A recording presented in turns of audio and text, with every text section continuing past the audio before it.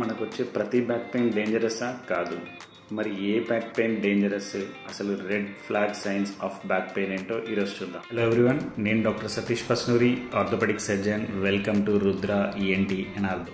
So back pain అనేది ఎప్పుడైనా ఒకసారి రావడం, వర్క్ ఎక్కువగా ఉన్న రోజు రావడము, సో అలసిపోయిన రోజు రావడము, ఇదంతా పర్వాలేదు. కానీ కంటిన్యూస్గా 3 to 6 months or more than that back pain అనేది ఉండడము రెడ్ సైన్.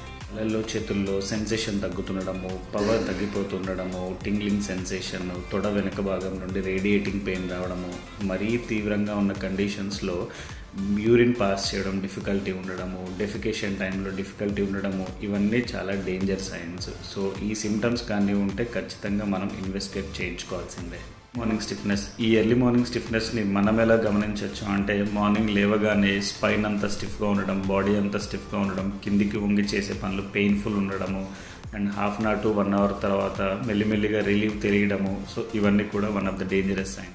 బ్యాక్ పెయిన్తో పాటు ఫీవర్ రావడం కానీ, నైట్ స్వెట్స్ ఉండడం కానీ, ఆకలి తగ్గడం, బరువు తగ్గడము, ఇవన్నీ కూడా డేంజర్ సైన్స్ అండ్ మనం ఇన్వెస్టిగేషన్ చేయించుకోవాల్సింది. Last but not the least, age itself is a risk factor for everything. So మీరు కానీ 40 to 50 years ఆర్ అంతకంటే ఎక్కువగా ఏజ్ ఉన్న వాళ్ళైతే అండ్ కంటిన్యూస్గా బ్యాక్ పెయిన్ సమస్యతో ఇబ్బంది పడితే బెటర్ ఇన్వెస్టిగేట్ చేయించుకోవడం.